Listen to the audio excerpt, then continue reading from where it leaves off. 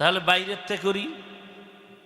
অনেকে বলে হুজুর কোরআন হাদিস সারা বয়ান করেন না, বোঝো কোনো কসু।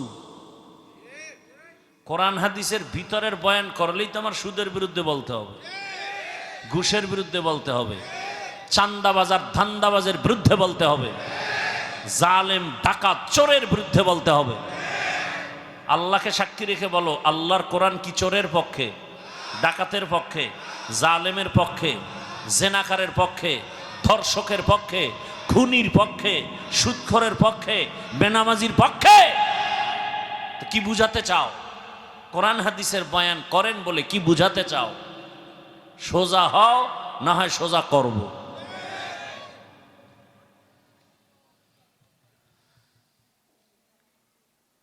ওয়ামা খালাকতুল জিন্না ওয়াল ইনসা ইল্লা লিয়াবুদুন। তুমি বিএমপি করো না জাতীয় পার্টি করো, তুমি মুজিব সৈনিক না জিয়ার সৈনিক, ওই পারপাসের জবাব তুমি তোমার আল্লাহকে দিবা। আমাকে কোরআন ইসলাম আল্লাহ রসুলের ব্যাপারে একটু আঙ্গুল তুললে সে জিন্দেগি বরবাদ করে দেওয়া হবে। খবরদার।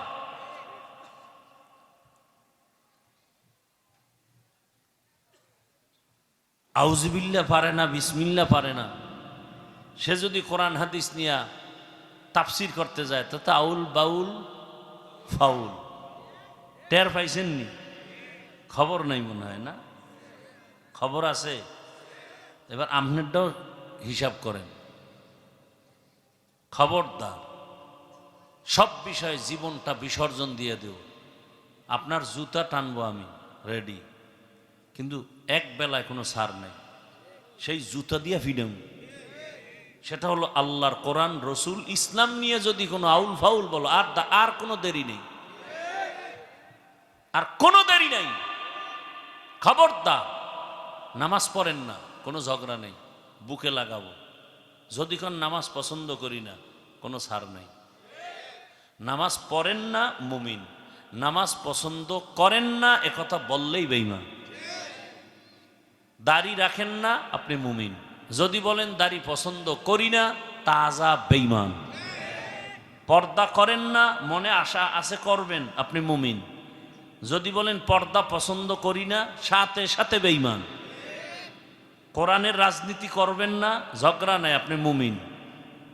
যদি কোন পছন্দ করি না, তাজা বেঈমান। রাষ্ট্রনীতি ইসলামে নাই, কোরআনে নাই না। সব নীতি আছে, এই নীতিটা আল্লাহ খুব ব্যস্ত ছিল দিতে, ভুলে গেছিলেন। হ্যাঁ, কেন বলেন কোরআনে এটা নাই, ইসলামে রাজনীতি নাই? তাহলে বোঝা গেল না যে ইসলামে সব আছে, এইটা নাই, মানে এই দিক থেকে কোরআন দুর্বল, ইসলাম দুর্বল। আন্দাজে কি বলেন?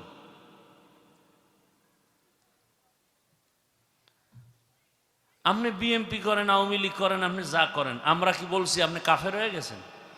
আপনি আমাদের সাথে আসবেন না, সালাম দিবেন না, আপনার সাথে কোনো কথা নাই। আপনি আমাকে কাছে আসলে মহিলাকে মতো বোরকা পরে মেকআপ লাগায় আসবেন, বলছি? তা আপনি আমগুলি এত চুলকানি কেন? মাদ্রাসা নিয়ে এত চুলকানি কেন? আলেম ওলামা নিয়ে চুলকানি কেন? বিষয় কি? শয়তানে যারে ধরে কাম থুইয়া আকাম করে। মরাডানে মারো কেন, কয় লড়ে কেন? কয় ভাই আপনার দাওয়াত, কা আলহামদুলিল্লাহ। কয় আপনার বাড়ি? বলে নাউজুবিল্লাহ। কাম নাই এটি, বয়ে বয়ে চায়ের দোকানে বসবে আর সারাদিন হুজুরদের বদনাম। তুমি যে কত আকাম করে রাখছো এর কোনো খবর নাই। তোমার ছেলের খবর কি? তোমার মেয়ে পর্দা করে না, তোমার স্ত্রীর চরিত্রের খবর কি? এটি খবর লো।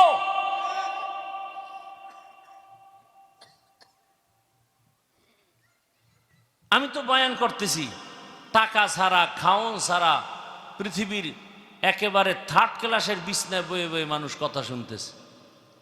তুমি কয় মিনিট পারো দেখি তো? টাকা ছাড়া এই লোক আনতে পারোনি? পারবে? গাড়ি ফিরি দেওয়া লাগবে। আর এই বিছনায় বয়লে তো জুতার বাড়ি। কি এরপরে নাস্তা, প্যাকেট কম পড়লেই চেয়ারের বাড়ি। এই ভয়ের সাথে পুলিশ র্যাব নিয়ন্ত্রণের জন্য এখানে কোনো পুলিশ আছে, কোনো র্যাব আছে, কোনো আওয়াজ আছে? কে বড়, কে ছোট, কে আলেম, কে মূর্খ, কে ধনী, কে গরিব, সব একাকার। এটা আমার কোনো বাহাদুরি? একমাত্র ইসলাম মানলেই এটা সম্ভব। এর নাম ইসলাম। ইসলামে পারে, আর কেউ পারে না। টাকায় পারে না, ক্ষমতায় পারে না। পারছে? পারে না। ইসলাম পারে। ওমা খালাকতুল জিন্না ওয়াল ইনসা ইল্লা লিয়াবুদুন। রাগ করেন আপনারা? আমি আপনাদেরকে গালি দিতে আসি নাই, বরং পাও ধরতে আসছি।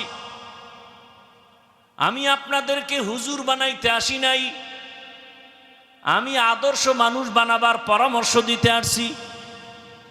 আর আদর্শ মানুষ হতে হলে মাওলানা হওয়া লাগবে না, মুফতি হওয়া লাগবে না। ডাক্তার জাকির নায়েক একজন আদর্শ মানুষ। কত সালের মাওলানা, হ্যাঁ? আরবিও পড়তে তার একটু কষ্ট হয়, অথচ গোটা দুনিয়া তার পাগল। আমি চাই ভাইজান তুমি ওই লাইনে থাইকে আদর্শের প্রতীক নিয়ে দাঁড়াও। তোমাকে যেন এই যে হাদি রাস্তা দিয়া হাঁটে মানুষ, ইচ্ছা করে টাকা দেয়।